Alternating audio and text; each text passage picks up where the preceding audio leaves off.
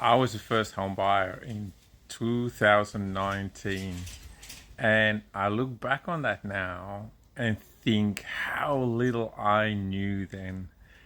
I was working in the city, Sydney, and asked one of my colleagues. We were renting at the time. My wife was very keen to buy, which is fair enough. And I asked one of my colleagues, so where's a good place to buy? And he said Glenmore Park, which is out west near Penrith. Little did I know the commute it would be to get to the city every day. That was the first thing that I just did not realize. We bought land, and in all honesty, it was a lot easier than it is today because there was not the massive hype, there was not the pressure, there was not the scarcity of properties and land that there is today. So that makes it a lot harder today as well, I reckon. It was not the scarcity. We went there. We had actually a choice of 2 blocks of land. We bought land for $140,000 for a 600 square meter block of land. So really cheap in today's prices. But I didn't have a clue what I was doing. I didn't have a clue who I should talk to. I just walked into a Westpac branch, for instance, when it comes to finance, and I just took what they gave me.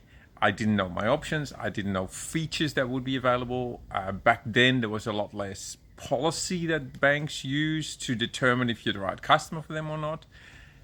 It was just conveyancing. I can't even remember who I used, but it was just nobody or anybody. I can't recall. It was just somebody that said, yeah, okay, tick the boxes and made sure that what I was buying was actually what was on the piece of paper. But I was clueless, and that is a bigger problem today, but it's all, and therefore a bigger challenge.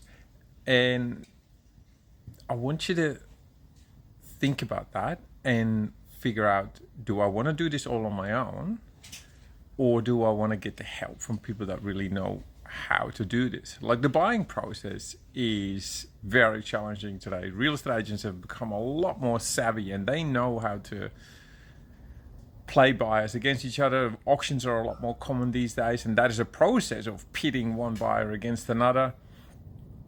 The properties, doing your due diligence on the property has got a lot more challenging. The banks are a lot more challenging. So many different policies, so many different calculations for affordability, so many acceptable properties, postcode restrictions, and employment has become a lot more challenging. Most people, when I was there, when I was going through the process, I had a job and I got paid, and that was it. There's so many people now in the gig economy, or working casual, or working part-time, freelance, and all the banks have different policies around that. So making sure that you get a bank that can accommodate your situation is a lot more challenging. All that to say, these days, I think it's almost necessary to have a team on your hands that can help you through that process. How do I find a property that suits me? That would be a buyer's agent. How do I find this finance setup that suits me? That's a mortgage broker. A bank can't do that for you. They can only talk to you about their products. They can't talk to you about any other bank's products. A broker can, a bank. So a bank is just not a good place to start. It might be the right solution, but you don't know that until you talk to somebody that can look across all lenders, across all banks, and provide you with the right advice. Conveyancing has got a lot more difficult. Making sure that you're protected legally, that you understand the buying process. If it's an auction, that you go in there with your eyes wide open and protected by your conveyancer. All these steps have become a lot harder. So make sure that you're really well informed, or you have professionals on your team to help you get to the right outcome.